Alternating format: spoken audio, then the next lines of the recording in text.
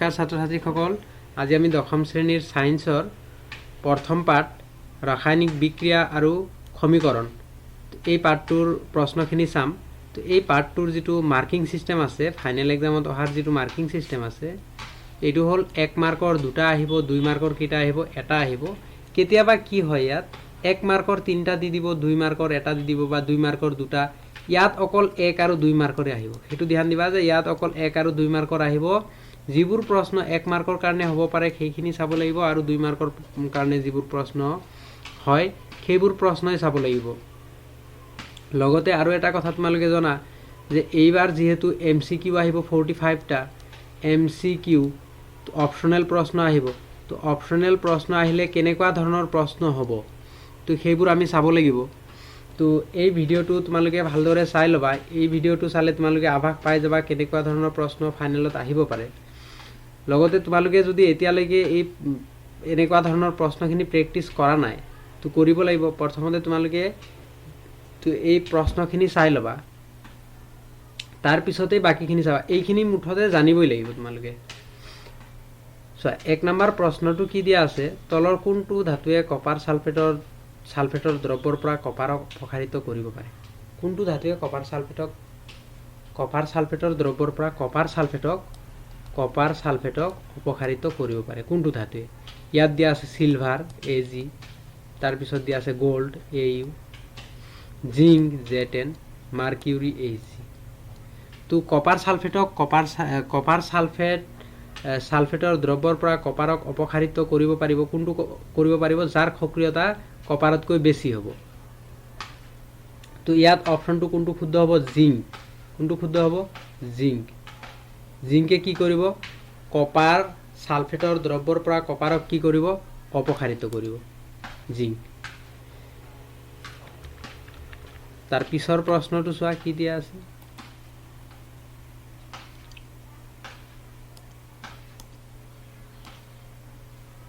তাৰ পিছৰ প্ৰশ্নটো দিয়া আছে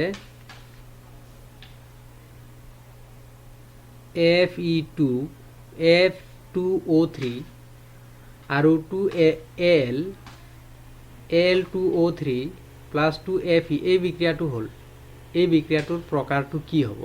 চোৱা, ইয়াত সংযোজন বিক্ৰিয়া। এতিয়া সংযোজন বিক্ৰিয়া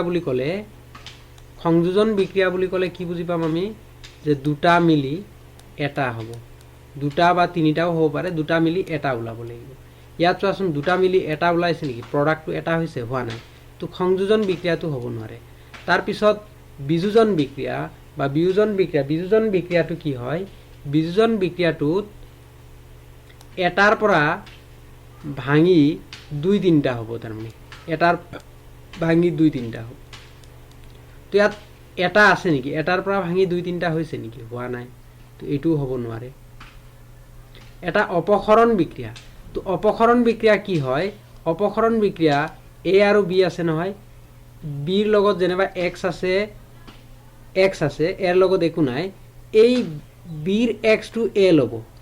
বুজি পাইছেনে? এজনে দিব। সদায় ইয়াত অপসৰণ বিক্ৰিয়াত কি হ'ব? এজনে দিব, আনজনে নিদিয়ে। তাৰমানে এজনে দিব, এজনৰ লছ হ'ব, আৰু এজনৰ কি হ'ব? লাভ হ'ব। তো এজনে অকল দিব, ইয়াত দুজনে নিদিয়ে। তো এতিয়া চোৱাচোন, ইয়াত আইৰণে অক্সিজেনটো দি দিছে। আইৰণে অক্সিজেনটো এলুমিনিয়ামক দি দিছে। চোৱা, ইয়াত অক্সিজেন এলুমিনিয়ামে লৈ লৈছে। এইটো Al লৈ লৈছে। তো আইৰণটো অকলে থাকিল। আইৰণটো এলুমিনিয়ামৰ পৰা একো লোৱা নাই। তেনেহ'লে এইটোতো অপসৰণ বিক্ৰিয়া হ'ব লাগে। কি হ'ব লাগে? অপসৰণ বিক্ৰিয়া হ'ব লাগে। আৰু এটা দ্বি অপসৰণ বিক্ৰিয়া। দ্বি অপসৰণ বিক্ৰিয়া কি হয়? দ্বি অপসৰণ বিক্ৰিয়াত দুজনেই দিব। ধৰা AX BY আছিলে, তেতিয়াহ'লে কি হ'ব? এই বিৰ লগত Y এৰ লগত আহি যাব, আৰু এৰ লগত থকা X টো বিৰ লগত আহি যাব। যেতিয়া দুটাই আয়নৰ বিনিময় কৰিব, তেতিয়া তাক দ্বি অপসৰণ বিক্ৰিয়া বুলি কোৱা হ'ব। তাৰমানে দুজনেই দিব ইয়াত। তো এটা কথা মনত ৰাখিবা, অপসৰণ বিক্ৰিয়াত 3টা মৌল থাকিব। কেইটা? 3টা। আৰু দ্বি অপসৰণ বিক্ৰিয়াত কেইটা থাকিব? দ্বি অপসৰণ বিক্ৰিয়াত 4টা থাকিব। এইটো মনত ৰাখিবা। চোৱা, ইয়াত Fe আইৰণ আৰু অক্সিজেন আৰু এলুমিনিয়াম 3টা আছে নাই? চোৱা, এইটো আইৰণ, অক্সিজেন, এলুমিনিয়াম 3টা আছে। তো 3টা য'ত থাকিব নহয়, তাত কি হ'ব? অপসৰণ বিক্ৰিয়া হ'ব। কি হ'ব? অপসৰণ বিক্ৰিয়া। আৰু য'ত 4টা থাকিব, তাত কি হ'ব? দ্বি অপক্ষৰণ বিক্ৰিয়া হব। তো বুঝি পাইছা এইটো? এইখিনি প্ৰশ্ন আটাইকেইটাই ফাইনেলত অহা প্ৰশ্ন হয়। মই অহা প্ৰশ্নখিনিয়ে MCQ টাইপ বনাই তাৰপিছত এইখিনি কৰিছোঁ, কিন্তু এইখিনি অহা প্ৰশ্নই হয়। তোমালোকে প্ৰশ্নখিনি চাই ল'বা আগত, তাত পাই যাবা এইখিনি। কি ঘটে যেতিয়া লঘু হাইড্ৰক্লৰিক এচিড লুৰ গুড়িত যোগ কৰা হয়? লুৰ গুড়িত যোগ কৰা হয়। লঘু হাইড্ৰক্লৰিক এচিড HCl লঘু হাইড্ৰক্লৰিক এচিড লুৰ গুড়ি Fe যেতিয়া যোগ কৰা হ'ব তেতিয়া কি ঘটিব? চোৱা। তো ইয়াত কেইটা মৌল আছে চোৱাচোন। ইয়াত কেইটা আছে? 1 2 3টা আছে। কেইটা আছে? 3টা। 1 2 চোৱা, HCl হাইড্ৰক্লৰিক এচিড আৰু লুৰ গুড়ি মানে Fe যেতিয়া বিক্ৰিয়া কৰিব তেতিয়া কি ঘটিব? হয়তো ক্লোৰিন, ইয়াত 3টা মৌল আছে, হাইড্ৰোজেন, ক্লোৰিন আৰু আইৰণ। তো ইয়াত 3টা মৌল থাকিলে কি হ'ব? অপক্ষৰণ বিক্ৰিয়া হ'ব। তাৰমানে আইৰণে কি কৰিব? ক্লোরিনক লৈ ল'ব। ক্লোরিনক লৈ ল'ব, প্লাস H2 ওলাই যাব। H2 ইয়াত ডাইএটমিক হয়, হাইড্রোজেন গেছটো ওলাই যাব। তো ইয়াত আইৰণ ক্লোৰাইড বুলি কোৱা হয়। ইয়াক কি বুলি কোৱা হয়? Iron chloride FeCl। ইয়াত সন্তলিত কৰিলে 2 3 আহিব, কিন্তু সন্তলিত মই কৰা নাই, ডাইৰেক্ট চেম্পল যিটো ফৰ্মুলা হ'ব সেইটো কি হ'ব যে আইৰণে যেতিয়া HCl ৰ লগত বিক্ৰিয়া কৰিব তেতিয়া আইৰণে HCl ৰ পৰা Cl2 লৈ ল'ব, FeCl ওলাই যাব। FeCl আইৰণ ক্লোৰাইড আৰু H2 মানে হাইড্ৰোজেন। তো এতিয়া অপশনটো চোৱা, হাইড্ৰোজেন গেছ আৰু আইৰণ ক্লোৰাইড উৎপন্ন হ'ব। ঠিক আছে, হাইড্ৰোজেন গেছ আৰু আইৰণ ক্লোৰাইড, এইটো আইৰণ ক্লোৰাইড, এইটো হাইড্ৰোজেন গেছ। তেনেহ'লে আমাৰ অপশন কোনটো শুদ্ধ হ'ব? এক শুদ্ধ হ'ব। তো বি নম্বৰ অপশনত কি দিয়া আছে? ক্লোৰিন গেছটো উৎপন্ন হ'ব নোৱাৰে। তো ইয়াত আইৰণে অক্সিজেনৰ লগত বিক্ৰিয়া নকৰে, তো এইটো হ'ব নোৱাৰে। তাৰপিছত বিক্ৰিয়া নঘটে, কিয় বিক্ৰিয়া নঘটিব? ঘটিব। আইৰণ, লৱণ আৰু পানী উৎপন্ন হ'ব। পানীৰতো ইয়াত কথাই নাই, দূৰৰ পৰা পানীৰ কোনো কথা নাই, অক্সিজেন নাই, অক্সিজেন ক'ৰ পৰা ওলাব? নহ'ব। তো আমাৰ শুদ্ধ অপশন কি হ'ব? এই অপশনটো শুদ্ধ হ'ব যে হাইড্ৰোজেন গেছ আৰু আইৰণ ক্লোৰাইড উৎপন্ন হ'ব। তো নিশ্চয় বুজি পাইছা এইটো। তো নেক্সট প্ৰশ্নটো চোৱা কি দিয়া আছে। হাইড্ৰোজেন গেছ নাইট্ৰোজেনৰ সৈতে বিক্ৰিয়া কৰি এমনিয়া প্ৰস্তুত কৰা বিক্ৰিয়াটো হ'ল। তো হাইড্ৰোজেন গেছ এমনিয়াৰ সৈতে হাইড্ৰোজেন ডাইএটমিক থাকে প্লাস এমনিয়া, হাইড্ৰোজেন গেছ নাইট্ৰোজেনৰ সৈতে বিক্ৰিয়া কৰি এমনিয়া NH3 এমনিয়া উৎপন্ন কৰে। তো এমনিয়া প্ৰস্তুত কৰে। তো এই বিক্ৰিয়াটো কোনটো হ'ব? তো ইয়াত আমাৰ অপশন এ যেটো দিয়া আছে, চোৱা ইয়াত সন্তলিত কৰিয়ে দিছে। তো ইয়াত এইটো হ'ব অপশন এ, হাইড্ৰোজেন আৰু নাইট্ৰোজেনে বিক্ৰিয়া কৰি কি প্ৰস্তুত কৰিব? এমনিয়া প্ৰস্তুত কৰিব। চোৱা ইয়াত তোমালোকক এনেকুৱাকেও সুধিব পাৰে, হাইড্ৰোজেন গেছ নাইট্ৰোজেনৰ লগত বিক্ৰিয়া কৰিলে কি উৎপন্ন হয়? এমনিয়া উৎপন্ন হয়। কি উৎপন্ন হয়? এমনিয়া উৎপন্ন হয় বা প্ৰস্তুত হয়। তো এমনিয়া উৎপন্ন হয়, এইটো মনত ৰাখিব লাগিব, এই সংকেতটো মনত ৰাখিব লাগিব বা নামটো মনত ৰাখিব লাগিব। হাইড্ৰোজেন আৰু নাইট্ৰোজেন যেতিয়া বিক্ৰিয়া কৰে কি উৎপন্ন হয়? এমনিয়া উৎপন্ন হয়। আৰু ইয়াৰ বিক্ৰিয়াৰ প্ৰকাৰো সুধিব পাৰে। একেটা প্ৰশ্ন এনেকুৱাকেও হ'ব পাৰে, তো বিক্ৰিয়া কৰি এমনিয়া প্ৰস্তুত কৰা বিক্ৰিয়াটোৰ প্ৰকাৰ হ'ল বা এনেকুৱা ধৰণে বিক্ৰিয়াটো দিয়া আছে যে এইটো দিয়া আছে, এই বিক্ৰিয়াটোৰ প্ৰকাৰ হ'ল। এই বিক্ৰিয়াটোৰ প্ৰকাৰ কি হ'ব? দুটা মিলি এটা হৈছে, দুটা হাইড্ৰোজেন আৰু নাইট্ৰোজেন মিলি অকল এটাহে প্ৰডাক্ট ওলাইছে, প্লাছ মাইনাছটো আৰু দিয়া নাই, প্লাছ মাইনাছ থাকিলেহে বেলেগ হ'ব। তো নাইট্ৰোজেন আৰু হাইড্ৰোজেন একে লগ হৈছে, তো ইয়াক কোৱা হ'ব সংযোজন বিক্ৰিয়া। চোৱা দুটা মিলি এটা হ'লে কি হ'ব? সংযোজন বিক্ৰিয়া হ'ব। এইটো কি হ'ব? সংযোজন বিক্ৰিয়া। তো আমাৰ এইটো শুদ্ধ অপশন হৈ যাব। আৰু এইটো বিক্ৰিয়াৰ প্ৰকাৰ বুলি সুধিলে কি হ'ব? সংযোজন বিক্ৰিয়া হ'ব। আৰু কি উৎপন্ন হয়? হাইড্ৰোজেন আৰু নাইট্ৰোজেন বিক্ৰিয়া কৰিলে কি উৎপন্ন হয়? এমনিয়া উৎপন্ন হয়। কি উৎপন্ন হয়? এমনিয়া। এইটো মনত ৰাখিবা। তাৰপিছত তলৰটো চোৱা, তলৰটো zinc carbonate plus zinc oxide উৎপন্ন হৈছে আৰু কাৰ্বন ডাই অক্সাইড উৎপন্ন হৈছে। এইটো প্ৰশ্নটো এনেকুৱাকে সুধিব পাৰে তোমালোকক, জিংক কাৰ্বনেটক উত্তপ্ত কৰিলে ইয়াত হিট দিলে জিংক কাৰ্বনেটক যদি উত্তপ্ত কৰা যায় তেনেহ'লে কি গেছ নিৰ্গত হ'ব? প্ৰশ্নটো তোমালোকে লিখি লোৱা লাগিলে বহি উলিয়াই, যে জিংক কাৰ্বনেটক উত্তপ্ত কৰিলে কি গেছ উৎপন্ন হ'ব? জিংক কার্বনেটক উত্তপ্ত করলে কার্বন ডাই অক্সাইড উৎপন্ন হব কি হব কার্বন ডাই অক্সাইড এইটো গ্যাস উৎপন্ন হব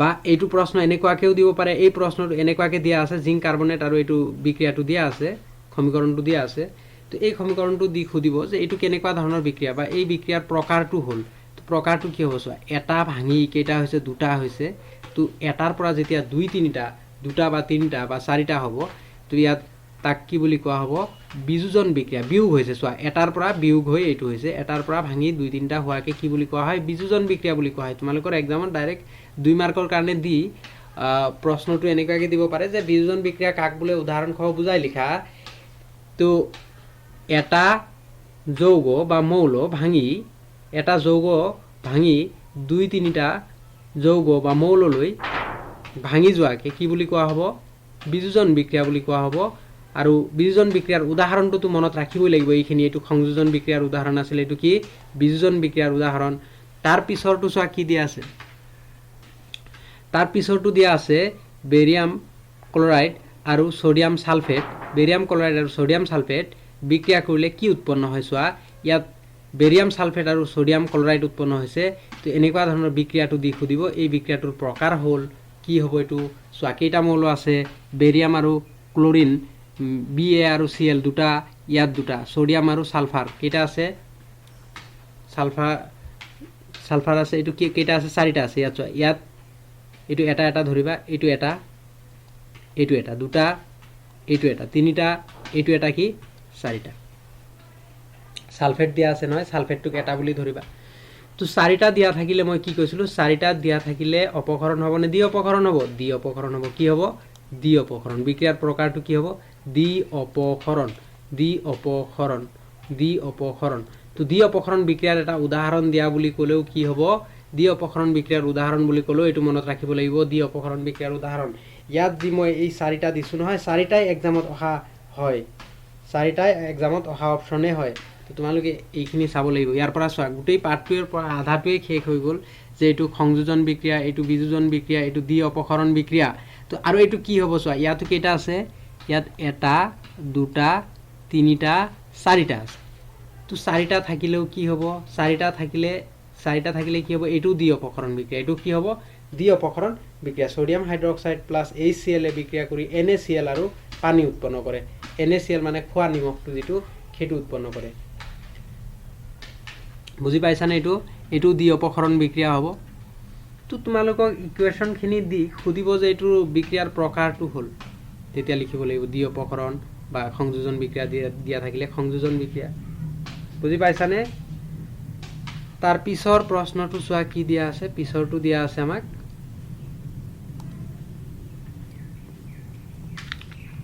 পিছৰটো দিয়া আছে জিংক কাৰ্বনেট প্ৰবলভাৱে উত্তপ্ত কৰিলে জিংক কাৰ্বনেটক প্ৰবলভাৱে উত্তপ্ত কৰিলে জিংক অক্সাইড আৰু কাৰ্বন ডাই অক্সাইড প্ৰস্তুত হোৱা বিক্ৰিয়াটো হ'ল তাৰমানে জিংক কাৰ্বনেট ZnCO3 নেট থাকিলে তলত 3 আহিব জিংক কাৰ্বনেট প্ৰবলভাৱে উত্তপ্ত কৰিলে জিংক কাৰ্বনেটক যদি উত্তপ্ত কৰা হিট দিয়া প্ৰবলভাৱে উত্তপ্ত কৰিলে কাৰ্বন ডাই অক্সাইড CO2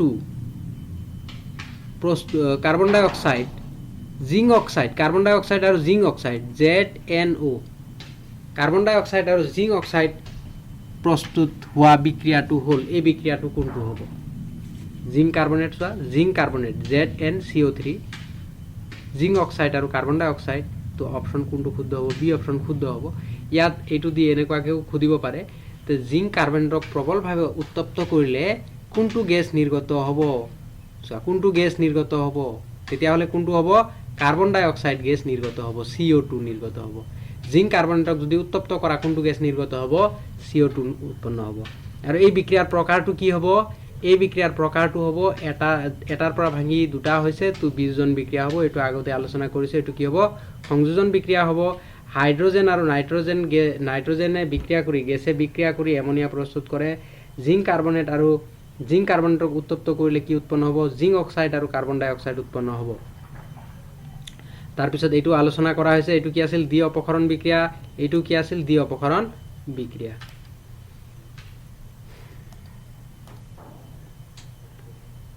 তাৰ পিছৰটো কি আছে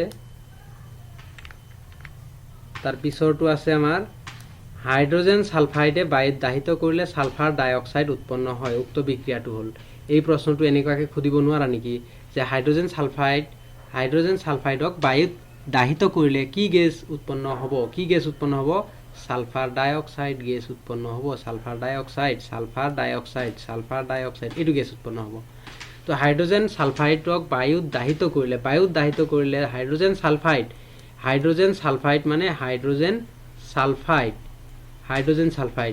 H2O ইয়াক যদি বায়ুত দাহিত কৰা হয় তাৰ মানে দহন কৰা হয় দাহিত মানে কি দহন কৰা হয় অক্সিজেনৰ লগত বিক্ৰিয়া কৰিব দিয়া হয় তেতিয়া হলে কি গেছ উৎপন্ন হ'ব তো কি গেছ উৎপন্ন হ'ব বুলি খুদিব পাৰে যেতিয়া হাইড্ৰোজেন সালফাইডক অক্সিজেনৰ লগত বিক্ৰিয়া কৰিব দিয়া হ'ব বা বায়ুত দাহিত কৰা বা অক্সিজেনৰ লগত বিক্ৰিয়া কৰিব দিয়া তেতিয়া হলে কি উৎপন্ন হ'ব সালফাৰ ডাই অক্সাইড উৎপন্ন হ'ব কি হ'ব সালফাৰ ডাই অক্সাইড উৎপন্ন হ'ব তো আমাক ইয়াত কি কৈছে যে হাইড্ৰোজেন সালফাইডে বায়ুত দাহিত কৰিলে সালফাৰ ডাই অক্সাইড আৰু উৎপন্ন হয় বিক্ৰিয়াটো হল সালফাৰ ডাই অক্সাইড আৰু পানী উৎপন্ন হয় কিন্তু ইয়াত অকল সালফার ডাই অক্সাইড উৎপন্ন হয় বুলি কৈছে সালফার ডাই অক্সাইড তো কোনটো অপশন শুদ্ধ হ'ব হাইড্ৰোজেন সালফেট আৰু হাইড্ৰোজেন সালফাইডে বায়ুত দাহিত হৈ তাৰমানে অক্সিজেনৰ লগত বিক্ৰিয়া কৰি পানী আৰু সালফাৰ ডাই অক্সাইড উৎপন্ন হ'ব এইটো হ'ব আমাৰ শুদ্ধ অপশন কিন্তু এটো কেনেকুৱা ধৰণৰ বিক্ৰিয়া ইয়াৰ প্ৰকাৰটো কি হ'ব সো ইয়াত তিনিটা মৌল আছে কেইটা আছে তিনিটা তো এটোৰ প্ৰকাৰটো হ'ব তোমাৰ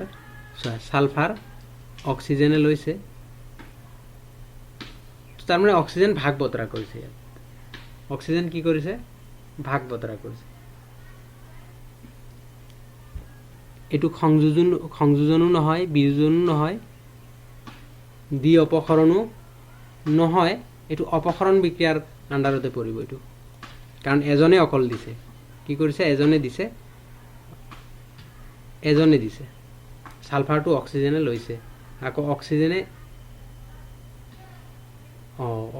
ইয়াকো দিছে এটো দ্বি অপসৰণ বিক্ৰিয়া হ'ব কাৰণ চোৱা সালফাৰ ইয়াত গুছি গৈছে অক্সিজেন আকৌ ইয়াত আহিছে তেনেহলে এটো কি হ'ব দ্বি অপসৰণ বিক্ৰিয়া হ'ব কিন্তু ইয়াৰ পৰা প্ৰশ্নটো এনেকুৱাকে আহিব পাৰে যে হাইড্ৰোজেন সালফাইডক বায়ুত দাহিত কৰিলে কি গেছ উৎপন্ন হ'ব এটো প্ৰশ্ন হ'ব পাৰে তলত কোনটো গেছ উৎপন্ন হ'ব তলত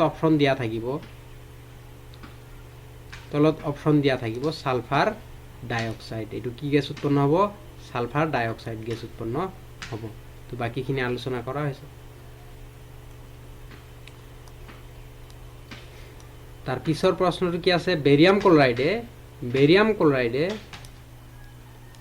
ক্লোৰাইড আৰু সোডিয়াম সালফেটৰ জলীয় দ্ৰব্যৰ মাজত বিক্ৰিয়া ঘটি অদ্ৰাব্য বেৰিয়াম সালফেট আৰু সোডিয়াম ক্লোৰাইডৰ দ্ৰব্য প্ৰস্তুত হোৱা বিক্ৰিয়াটো হল ইয়াত বেৰিয়াম ক্লোৰাইড মানে কি বেৰিয়াম ক্লোৰাইড মানে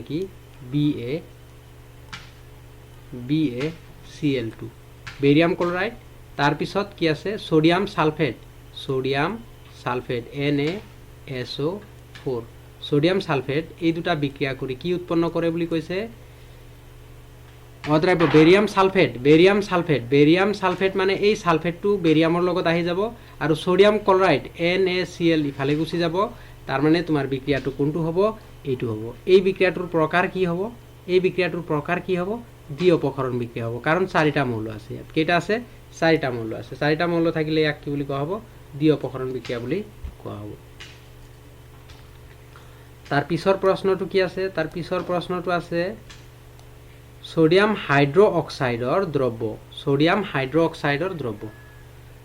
হাইড্ৰঅক্সাইডৰ দ্ৰব্য মানে কি সোডিয়াম হাইড্ৰঅক্সাইড Na মানে সোডিয়াম হাইড্ৰঅক্সাইড মানে কি OH সোডিয়াম হাইড্ৰঅক্সাইডৰ দ্ৰব্য ইয়াত পানী দিয়া আছে কি দিয়া আছে পানী দিয়া থাকিলে কি হ'ব একোয়াছ আহিব হাইড্ৰক্লোৰিক এসিডৰ দ্ৰব্য প্লাস HCl তো একোয়াছ আহিব দ্ৰব্য পানী দিয়া আছে মানে কি একোয়াছ আহিব AQ হাইড্ৰক্লোৰিক এসিডৰ দ্ৰব্য সৈতে বিক্ৰিয়া কৰি সোডিয়াম ক্লোৰাইড আৰু পানী উৎপন্ন কৰে সোডিয়াম ক্লোৰাইড বুলি ক'লে NaCl সোডিয়াম ক্লোৰাইড আৰু পানী H2O উৎপন্ন কৰে তো আমাৰ বিক্ৰিয়াটো কোনটো হ'ব সোডিয়াম হাইড্ৰঅক্সাইড HCl ৰ লগত বিক্ৰিয়া কৰি NaCl আৰু পানী উৎপন্ন কৰে তো অপশন ডি টু ইয়াৰ কাৰণে কি হ'ব শুদ্ধ অপশন হ'ব এইটো বিক্ৰিয়াৰ প্ৰকাৰটো কি হ'ব বিক্ৰিয়াৰ প্ৰকাৰটো কি হ'ব দ্বি অপক্ষৰণ বিক্ৰিয়া হ'ব এইটো কি বিক্ৰিয়াৰ প্ৰকাৰ হ'ব দ্বি অপক্ষৰণ বিক্ৰিয়াৰ প্ৰকাৰ হ'ব কাৰণ Cl টো ইফালে লৈ গৈছে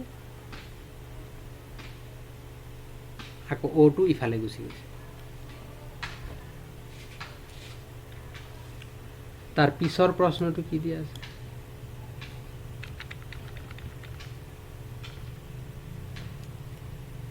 Ag NaCl silver plus NaCl sodium ক্লোরাইডে বিক্রিয়া করি AgCl আর সোডিয়াম তার মানে সিলভার ক্লোরাইড আর সোডিয়াম উৎপন্ন হয় এই বিক্রিয়াটোর প্রকার হল এনেকুৱা ধরনের বিক্রিয়ার প্রকার কি হব সোয়াত কেইটা মৌল আছে Ag এটা Na দুটা Cl তিনটা আছে তিনটা থাকিলে কি হব দ্বি অপক্ষরণ হব নে অপক্ষরণ বিক্রিয়া হব তিনিটা থাকিলে সদায় কি হব অপক্ষরণ বিক্রিয়া হব কি হব অপক্ষরণ বিক্রিয়া হব তো আমার কোনটো শুদ্ধ হব অপক্ষরণ বিক্রিয়া অপশন সি টো শুদ্ধ হব তো কিন্তু ইয়াত সংযোজন বিক্রিয়া বুলি কলে আমি কি গম পাও যে সংযোজন বিক্রিয়া এটা দুই তিনটা মিলি এটা হব বিয়োজন বিক্রিয়া এটাৰ পৰা ভাঙি দুই তিনটা হব অপক্ষৰণ বিক্ৰিয়াত তিনটা থাকিব দ্বি অপক্ষৰণ বিক্ৰিয়াত মৌল কেইটা থাকিব চাৰিটা থাকিব ইয়াত তিনটা থাকিব তো আমাৰ বিক্রিয়া যেটো দিয়া আছে ইয়াত কেইটা মৌল আছে তিনটা মৌল আছে সেই কাৰণে এটো কি হব অপক্ষৰণ বিক্ৰিয়া হব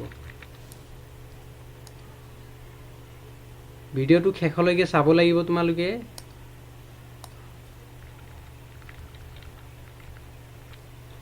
তাৰ পিছৰটো কি দিয়া আছে ক্যালসিয়াম অক্সাইডে পানীৰ লগত বিক্ৰিয়া কৰে ক্যালসিয়াম অক্সাইড মানে কি CaO ক্যালসিয়াম অক্সাইড প্লাস পানী H2O ক্যালসিয়াম অক্সাইডের আন এটা নাম কি পুরাসুন ক্যালসিয়াম অক্সাইডের আন এটা নাম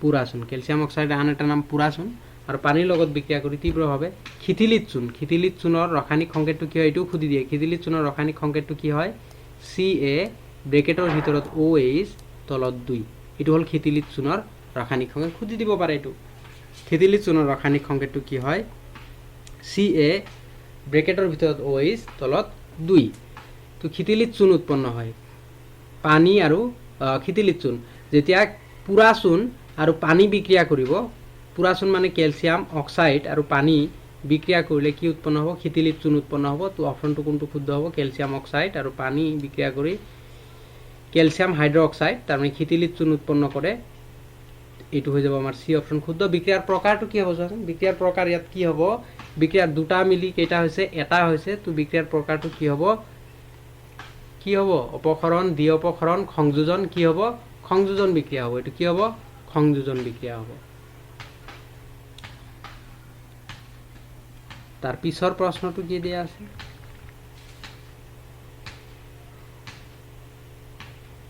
এনেকুৱা ধৰণৰ প্ৰশ্ন এটা কৰিছিলো আমি ইয়াত AgNO3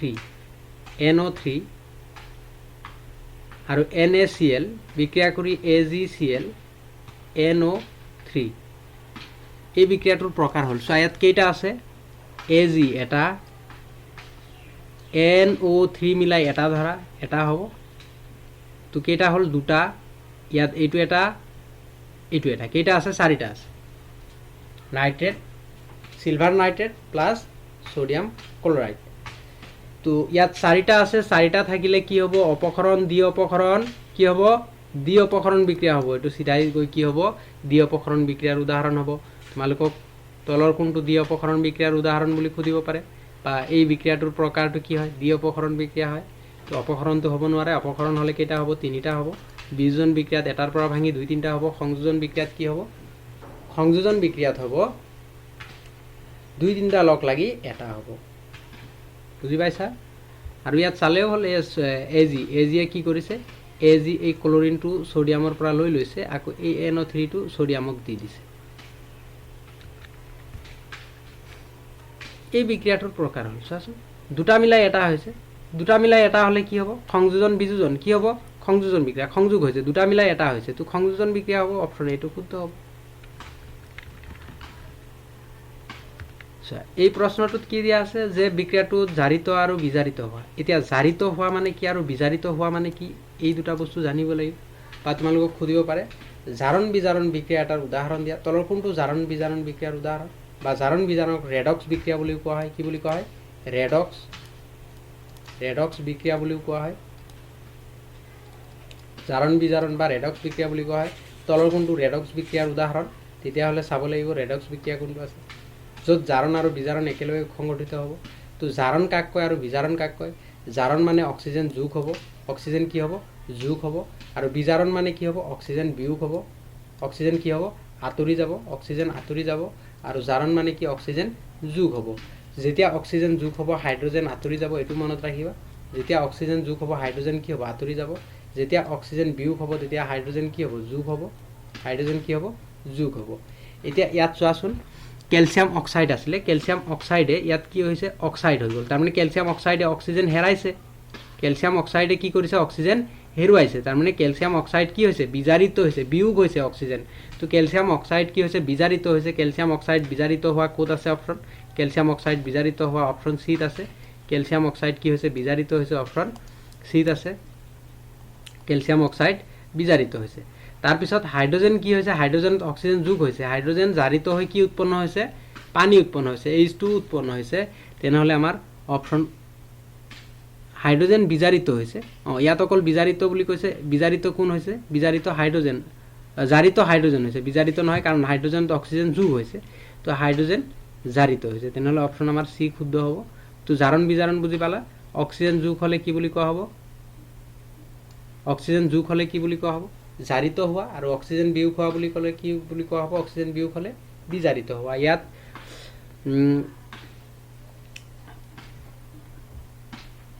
অক্সিজেন কি হৈছে? ইয়াৰ পৰা এইটো বিয়োগ হৈছে, অক্সিজেন বিয়োগ হৈ কপাৰ উৎপন্ন হৈছে, কপাৰ অক্সাইডৰ পৰা কপাৰ উৎপন্ন হৈছে, আৰু H2ৰ পৰা পানী উৎপন্ন হৈছে। তাৰমানে H2ৰ লগত অক্সিজেন যোগ হৈছে। তো H2 জাৰিত হৈছে আৰু কপাৰ অক্সাইড কি হৈছে? বিজাৰিত হৈছে। তোমালোকক একেটা প্ৰশ্নই 2-3 ধৰণে সুধিব পাৰে, কিন্তু উত্তৰ জানিবা, ক'ব নোৱাৰিবা। সেইকাৰণে প্ৰশ্নখিনি নিজে নিজে বনাই চাব লাগিব। চোৱা, এই প্ৰশ্নটো যদি এনেকুৱাকৈ সোধে, তলৰ কোনটো জাৰণ বিজাৰণ বিক্ৰিয়াৰ উদাহৰণ? বা তলৰ কোনটো ৰেডক্স বিক্ৰিয়াৰ উদাহৰণ? বা জাৰণ বিজাৰণ বিক্ৰিয়াৰ এটা উদাহৰণ দি বুজাই লিখা। জাৰণ বিজাৰণ বিক্ৰিয়া কাক বোলে? উদাহৰণ দি বুজাই লিখা। সেইটোও দিব পাৰে। তাৰ পিছৰ প্ৰশ্নটো কি আছে? তলৰ কোনটো ৰাসায়নিক বিক্ৰিয়া নহয়? কোনটো ৰাসায়নিক বিক্ৰিয়া নহয়? তো বিক্ৰিয়া 2 প্ৰকাৰৰ আছিল, ভৌতিক আৰু ৰাসায়নিক, হয়নে? তো ৰাসায়নিক বিক্ৰিয়া মানে কি? ৰাসায়নিক বিক্ৰিয়া চেম্পুল ভাষাত যদি তুমি বুজি লোৱা, যে যিটো বস্তু তুমি এবাৰ বনোৱাৰ পিছত সেইটো আগৰ অৱস্থালৈ আকৌ ঘূৰি আহিব নোৱাৰা। যেনেকৈ তুমি দৈ বনালা, দৈৰ পৰা আকৌ তুমি গাখীৰ বনাব পাৰিবা? নোৱাৰিবা। এইটো হ'ব ৰাসায়নিক বিক্ৰিয়া। আৰু কিছুমান আছে যিবোৰ তোমাৰ বনোৱাৰ পিছতো আকৌ আগৰ অৱস্থাত ঘূৰি আহিব পাৰি।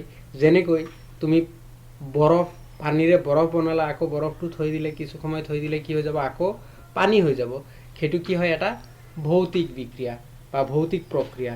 তো কোনটো ৰাসায়নিক প্ৰক্ৰিয়া হ'ব লাগিছিলে? ইয়াত বিক্ৰিয়া দিয়া হৈছে। তো ৰাসায়নিক প্ৰক্ৰিয়া বনাই ল'বা। কি বনাই ল'বা? প্ৰক্ৰিয়া। প্ৰক্ৰিয়া থাকেই তেনেকুৱা মিষ্টেক, টাইপিং কৰোঁতে হৈ যায়।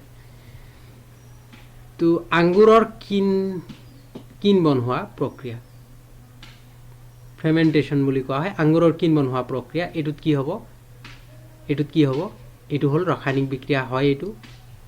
তো খাদ্যবস্তু ৰন্ধন, খাদ্যবস্তু ৰান্ধিলেও কি হয়? এতিয়া তুমি চব্জিটো আলু কাটি বনালা, তাৰপিছত আকৌ আলু বনাব পাৰিবা? নোৱাৰিবা। তো এইটো কি হ'ব? ৰাসায়নিক বিক্ৰিয়া হ'ব। তাৰপিছত পানী বৰফ বনোৱা, পানী বৰফ বনালে তাৰ পৰা আকৌ পানী পাব পাৰোঁ। তেনেহ'লে আমাৰ শুদ্ধ অপশ্যন কোনটো হ'ব? এইটো শুদ্ধ অপশ্যন হ'ব, যিটো ৰাসায়নিক বিক্ৰিয়া নহয়। গ্ৰীষ্মকালত কোঠাৰ উষ্ণতাত গাখীৰ থোৱা, তাৰমানে গ্ৰীষ্মকালত কোঠাৰ উষ্ণতাত গাখীৰ থোৱা, গাখীৰটো যদি থৈ দিয়া, গাখীৰটো কি হ'ব? ফাটি যাব বা দৈ হ'ব, হয় নহয়? গ্ৰীষ্মকালত কোঠাৰ উষ্ণতাত যদি গাখীৰ থৈ দিয়া, তেনেহ'লে কি হ'ব? দৈ হৈ যাব। তো দৈ হ'লে দৈৰ পৰা আকৌ আমি গাখীৰ বনাব নোৱাৰোঁ। তাৰ পিছৰ প্ৰশ্নটো কি দিয়া আছে? মেগনেছিয়ামৰ ফিটাডাল দহনত উৎপন্ন হোৱা সীসাৰ ৰং কেনেকুৱা হয়? চোৱা, মেগনেছিয়ামৰ ফিটাডাল আমি যে দহন কৰোঁ, তো ইয়াৰ পৰা প্ৰশ্ন এটা আহে যে মেগনেছিয়ামৰ ফিটাডাল দহনৰ আগতে কিয় পৰিষ্কাৰ কৰি ল'ব লাগে? মেগনেছিয়াম অক্সাইডৰ এটা তৰপ সৃষ্টি হয়। সাধাৰণ উষ্ণতাত মেগনেছিয়ামৰ ফিটাডালৰ ওপৰত কি হয়?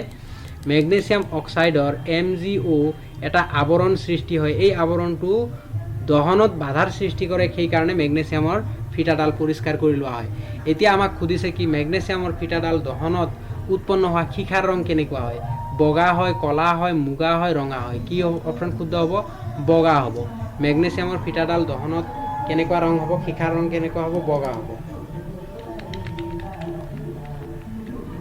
জিংকৰ ওপৰত লঘু সালফিউৰিক এচিডৰ বিক্ৰিয়াৰ দ্বাৰা উৎপন্ন হোৱা গেছটো, জিংকৰ ওপৰত, জিংক ZN, জিংকৰ ওপৰত লঘু সালফিউৰিক acid HCl, সালফিউৰিক acid, hydrochloric acid, এটা সালফিউৰিক এসিড নয়, এটা হাইড্ৰোক্লোৰিক এসিড H2SO4।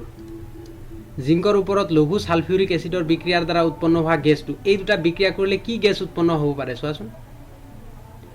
হাইড্ৰোজেন উৎপন্ন হ'ব পাৰে, কিন্তু হাইড্ৰোজেন উৎপন্ন নহয়। ইয়াত কি উৎপন্ন হয়? জিংকৰ ওপৰত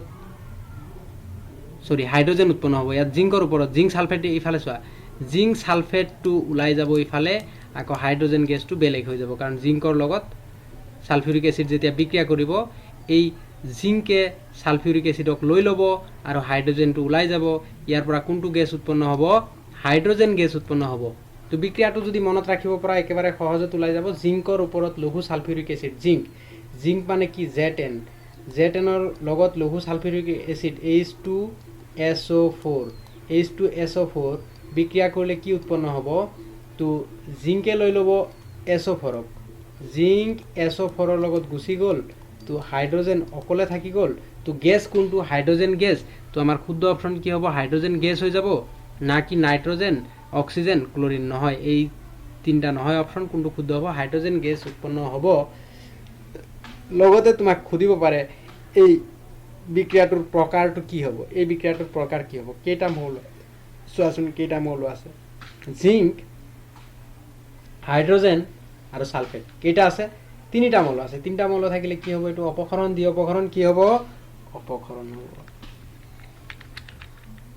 তাৰপিছত আহিল 1 গ্ৰাম বগা সিলভাৰ ক্লোৰাইড সূৰ্যৰ পোহৰত থলে ইয়াৰ ৰং হ'ব। চোৱা, সিলভাৰ ক্লোৰাইড যদি সূৰ্যৰ পোহৰত থৈ দিয়া, ইয়াৰ ৰং কি হ'ব? সিলভাৰ ক্লোৰাইড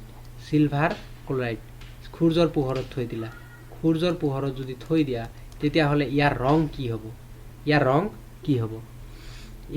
ইয়াত 1 গ্ৰাম দিছে নহয়, তোমালোকক কনফিউজন কৰিবৰ কাৰণে দিছে। ইয়াত 2 গ্ৰামো দিব পাৰে, 3 গ্ৰামো দিব পাৰে, 5 গ্ৰামো দিব পাৰে, তাৰ লগত কোনো কথা নাই। সূৰ্যৰ পোহৰত যদি থৈ দিয়া, সিলভাৰ ক্লোৰাইডৰ ৰংটো কি হৈ যাব? সিলভাৰ ক্লোৰাইডৰ ৰংটো মটিয়া হৈ যাব। কি হৈ যাব? মটিয়া হৈ যাব। কি হ'ব? মটিয়া। সিলভাৰ ক্লোৰাইডৰ ৰং কি হৈ যাব? মটিয়া ৰঙৰ হৈ যাব। ধ্যান দিবা এইটো। তাৰপিছত কি প্ৰশ্ন আছে? লেড নাইট্ৰেট উত্তপ্ত কৰিলে নিৰ্গত হোৱা গেছটো, lead nitrate, lead PbNO nitrate, PbNO2 উত্তপ্ত কৰিলে কি গেছ উৎপন্ন হ'ব? PB আৰু NO থাকিবই। এইটো উত্তপ্ত কৰিলে কি গেছ উৎপন্ন হ'ব? চোৱা, ইয়াৰ পৰা কি গেছ উৎপন্ন হ'ব পাৰে? নাইট্ৰোজেন ডাইঅক্সাইডে উৎপন্ন হ'ব পাৰে, নাইট্ৰোজেন ডাইঅক্সাইডে উৎপন্ন হ'ব পাৰে। তাৰ বাহিৰে আকৌ নাইট্ৰোজেন ডাইঅক্সাইডে উৎপন্ন হ'ব, কাৰণ ইয়াততো হাইড্ৰোজেন আহিব নোৱাৰে নহয়। PbNO ইয়াৰ পৰা কি ওলাব পাৰে চোৱাচোন। ইয়াক উত্তপ্ত কৰা, যি কৰা, কি ওলাব? PB ওলাব, PB আৰু নাইট্ৰোজেন অক্সাইড, নাইট্ৰোজেন অকলে ওলাব পাৰে, অক্সাইড অকলে ওলাব পাৰে।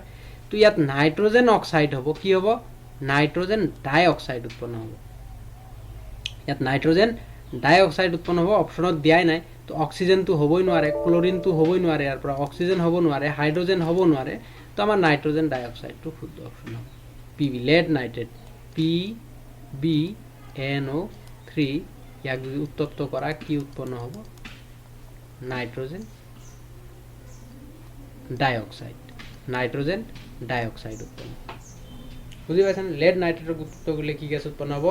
নাইট্ৰোজেন ডাইঅক্সাইড উৎপন্ন হ'ব। এইটো মনত ৰাখিবা।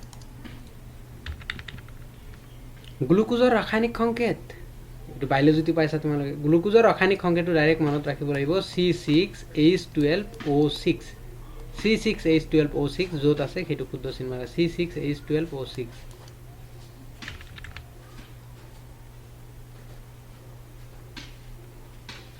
তাৰপিছত আহিল বনস্পতিজাত দ্ৰব্যৰ পচন ক্ষাৰলৈ পৰিৱৰ্তন হোৱাটো এটা কি?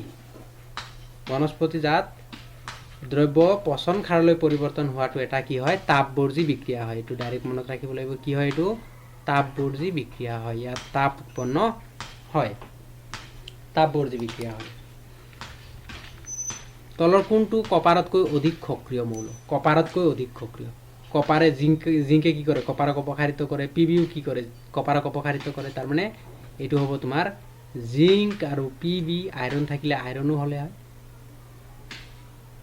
সোডিয়ামটো নহয় তো ইয়াত অপশন এ আৰু বি দুটাই হ'ব জিংক আৰু পিবি তলৰ কোনটো কপাৰতকৈ অধিক সক্ৰিয় জিংকো সক্ৰিয় হয় আৰু পিবিও কি হয় লেডো কি হয় সক্ৰিয় হয় যি বিক্ৰিয়াত বিক্ৰিয়ক পদাৰ্থ দুটাৰ মাজত আয়নৰ বিনিময় ঘটে তেনে বিক্ৰিয়াক কি বুলি কোৱা হয় য'ত আয়নৰ বিনিময় ঘটে তাক কি বুলি কোৱা হয় দ্বি অপসৰণ বিক্ৰিয়া বুলি কোৱা হয় যি বিক্ৰিয়াত আয়নৰ বিনিময় ঘটে তাৰ মানে ইয়াত মই দিছিলো নহয়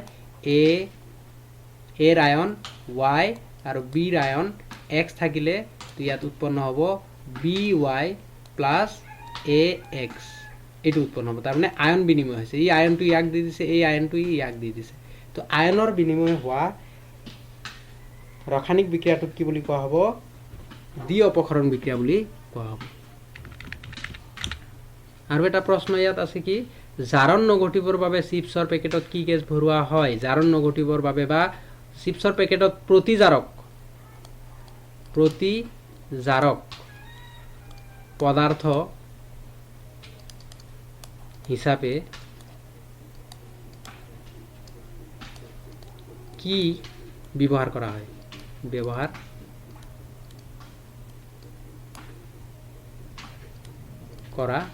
চোৱা প্ৰশ্নটো একেই উত্তৰটো একেই প্ৰতিজাৰক পদাৰ্থ হিচাপে চিপছৰ পেকেটত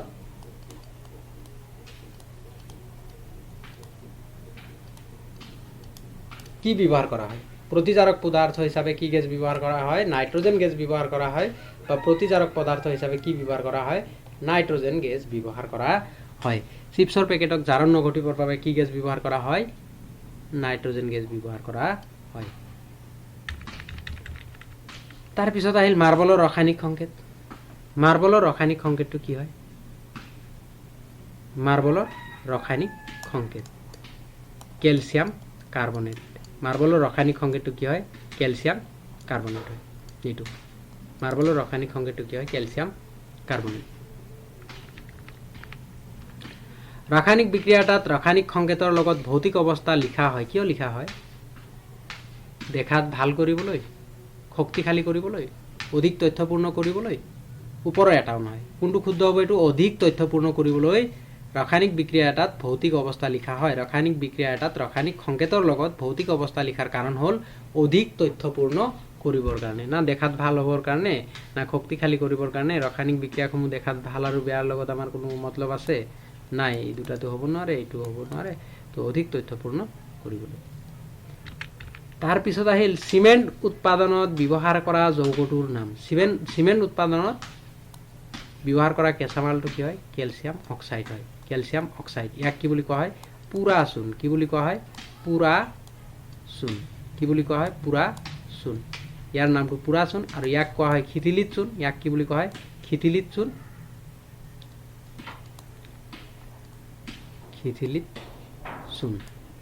ইয়াক কি বুলি কোৱা হয় খিথিলিত চূণ ক্যালসিয়াম হাইড্ৰক্সাইড বুজি পাইছানে তো পুৰা চূণটো কি কৰা হয় সিমেন্ট উৎপাদনত ব্যৱহাৰ কৰা হয় তাৰ পিছত আহিল কলা বগা ফটোগ্ৰাফিত ব্যৱহাৰ কৰা হয় তলৰ কোনটো কলা বগা ফটোগ্ৰাফিত ব্যৱহাৰ কৰা হয় প্ৰশ্নটো বেলেগ ধৰণে আহিব পাৰে কিন্তু কলা বগা ফটোগ্ৰাফি পোৱাৰ লগে লগে কোনটো যৌগ ব্যৱহাৰ কৰা হয় কলা বগা ফটোগ্ৰাফিত সিলভাৰ ব্ৰমাইড AgBr য'ত পাবা সেইটো মাৰিব লাগিব সিলভাৰ ব্ৰমাইড কলা বগা ফটোগ্ৰাফিত কোনটো ব্যৱহাৰ কৰা হয় সিলভাৰ ব্ৰমাইড সো এক মাৰ্কৰ কাৰণে আমি কেইটা চালো ২৭টা প্ৰশ্ন চালো অকমান সময়টো লাগিব তোমালোকে সময়টো যদি সো 1 ঘণ্টাৰ ভিতৰত গোটেই পাঠটো কমপ্লিট হৈ আছে 1 ঘণ্টাও নালাগে ধৰা 45 মিনিটত কমপ্লিট হৈ যাব ভিডিওটো তো 45 মিনিটত গোটেই পাঠটো শেষ হৈ আছে আৰু তোমালোকে যেতিয়ালৈকে এইখিনি প্ৰশ্ন কমপ্লিট নকৰা নহয় অসুবিধাত পৰি থাকিবা তোমালোকে এইখিনিতো চাবই লাগিব, এনি হাউ যেনেকুৱাকৈ হ'লেও চাব লাগিব তোমালোকে, সেইকাৰণে এইখিনিতো চাবই লাগিব। আৰু ভিডিঅ'টো শেষলৈকে চালেহে বুজি পাবা প্ৰথমৰ পৰা। ইয়াৰ আগতেই দুটা ভিডিঅ' অলৰেডি দিয়া হৈছে মেথছৰ প্ৰথম পাৰ্ট, ৰিভিজন আৰু চেপ্টাৰ 1ৰ মেথছৰ MCQ আৰু যেনেকুৱা মাৰ্কিং চিষ্টেম আছে সেই হিচাপে বনাই দিয়া আছে, তোমালোকে সেই ভিডিঅ'খিনিও চাব লাগিব। তো মেথছ আৰু ছায়েন্সৰ প্ৰত্যেকটো চেপ্টাৰৰে মই এনেকুৱাকৈ বনাই দিম, যিখিনি ইম্পৰ্টেণ্ট প্ৰশ্ন আছে ফাইনেল এক্সামৰ কাৰণে সেইখিনি। আৰু মই 100% গেৰেণ্টি দিব পাৰোঁ, তোমালোকে এইখিনি প্ৰশ্ন যদি কমপ্লিট কৰা, 75+ পাবা, 75+।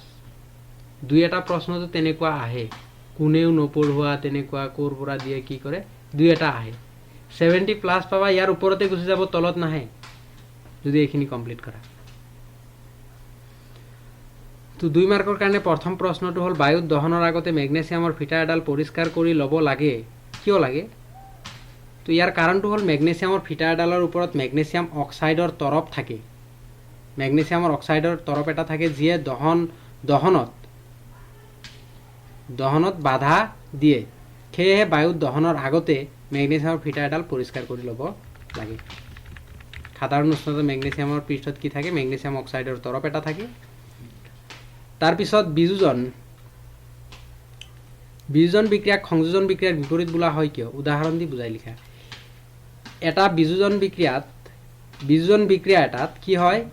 এটা যৌগ তাপৰ প্ৰভাৱত 2 বা ততোধিক অংশলৈ বিখণ্ডিত হয়। তাৰমানে এটাৰ পৰা তাপ দি হিট প্ৰয়োগ কৰি 2-3টা মৌল উৎপন্ন হয়। তো উদাহৰণটো হ'ল, কেলছিয়াম কাৰ্বনেটক যেতিয়া উত্তপ্ত কৰিবা, হিট দিবা, তেতিয়া কেলছিয়াম অক্সাইড আৰু কাৰ্বন ডাই অক্সাইড উৎপন্ন হ'ব। আকৌ এটা সংযোজন বিক্ৰিয়াত 2 বা ততোধিক মৌল অথবা যৌগ মিল হৈ এটা নতুন যৌগ গঠন কৰে। 2টা বা 3টা মৌল লগ হৈ এটা যৌগ উৎপন্ন কৰে। চোৱা, ইয়াত এটাৰ পৰা 2-3টা হৈছে, ইয়াত 2-3টাৰ পৰা এটা হৈছে, উল্টা হৈছে নাই? উল্টা হৈছে। তো ইয়াৰ উদাহৰণ হ'ল কেলছিয়াম। একেই সমীকৰণ লিখা হৈছে। চোৱা, কাৰ্বন ডাই অক্সাইড প্লাছ কেলছিয়াম অক্সাইডক যেতিয়া বিক্ৰিয়া কৰিব দিবা, তেতিয়া আকৌ কি উৎপন্ন হ'ব? কেলছিয়াম কাৰ্বনেট উৎপন্ন হ'ব। তো সেয়েহে সংযোজন বিক্ৰিয়াক বিযোজন বিক্ৰিয়াৰ বিপৰীত বুলি কোৱা হয়। 2 মাৰ্কৰ কাৰণে ইমানখিনি লিখিলে যথেষ্ট। 3 নম্বৰ প্ৰশ্নটো হ'ল, চীনামাটিৰ তৈয়াৰী এখন থালত 1 গ্ৰাম কপাৰ পাউডাৰ লৈ গৰম কৰা হ'ল। কপাৰ পাউডাৰখিনিৰ বৰণ কেনেকুৱা হ'ব? কপাৰ পাউডাৰ গৰম কৰিলে কি হ'ব? মটিয়া হ'ব। 1 নম্বৰ মটিয়া হ'ব। 2 নম্বৰ পৰ্যবেক্ষণটোৰ এটা সন্তুলিত সমীকৰণ লিখা। কি কৈছে? চীনামাটিৰ তৈয়াৰী এখন 1 গ্ৰাম কপাৰ পাউডাৰ লৈ গৰম কৰা হ'ল।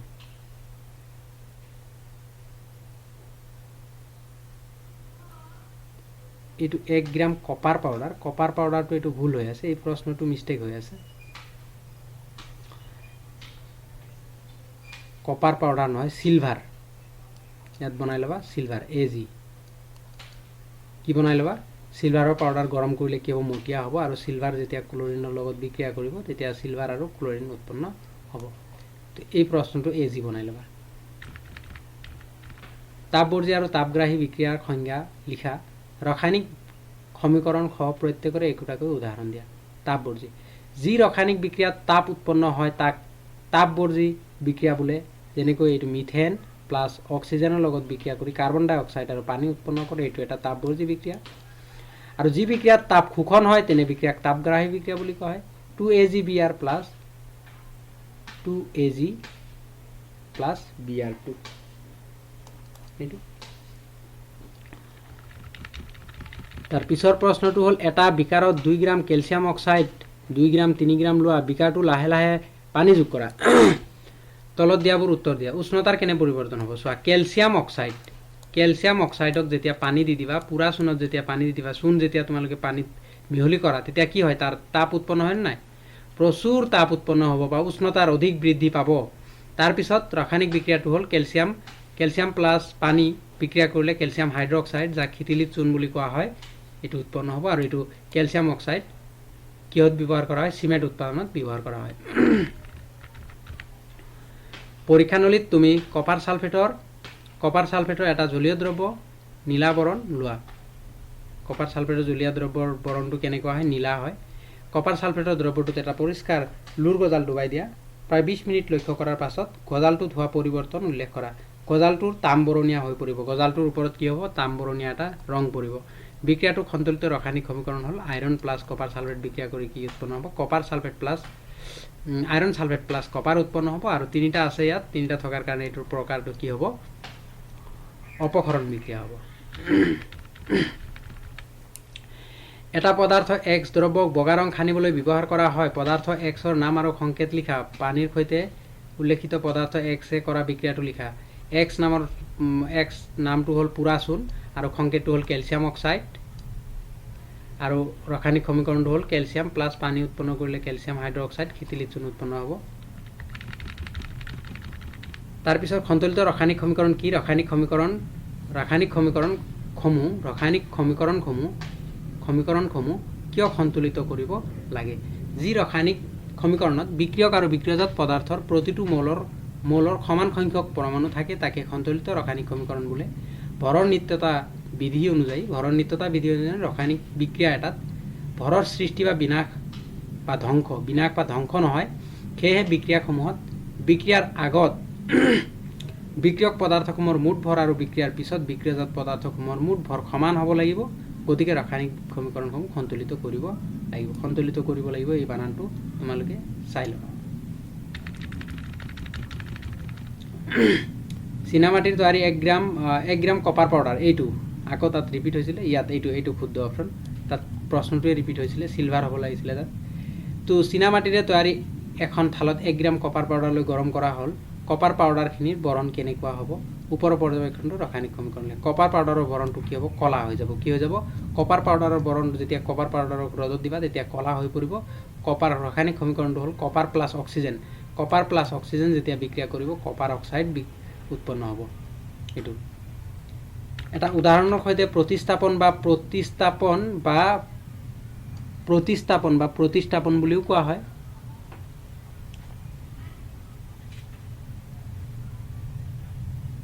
বা অপক্ষৰণ বুলিও কোৱা হয় অপক্ষৰণ প্ৰতিস্থাপন একেই ব্যাখ্যা কৰা যি বিক্ৰিয়াত কোনো এক দ্ৰব্যৰ পৰা কিছুমান যৌগ বা মৌলক অপসাৰিত কৰে তাক বা আঁতৰাই সেই বিক্ৰিয়াক অপক্ষৰণ বা প্ৰতিস্থাপন বিক্ৰিয়া বুলি কোৱা হয় ইয়াৰ উদাহৰণ হল এটো পায়ে আহিছে উদাহৰণ তো ভিডিওটো চোৱাৰ কাৰণে ধন্যবাদ থাকিল আৰু তোমালোকে এই প্ৰশ্নটো সিলভাৰ যেটো আছিল এটো প্ৰশ্নটো ভুল হৈ আছিল অকমান তোমালোকে এটো শুদ্ধ কৰি লবাচোন কোনটো আসলে এইটো আসলে এটো মটিয়াটো হয় চিনামাটিৰ তৈয়াৰী এখন থালত 1 গ্ৰাম কপাৰ পাউডাৰ এটো AgCl আছে নহয় এটো নহয় কপাৰ Ag পাউডাৰ Ag গৰম কৰিলে অক্সিজেন লগত বিক্ৰিয়া কৰিলে কি উৎপন্ন হ'ব এটো নহয় এই বিক্ৰিয়াটো চাই লবা এটো মটিয়া হ'ব তলৰ বিক্ৰিয়াটো ভুল হৈ আছে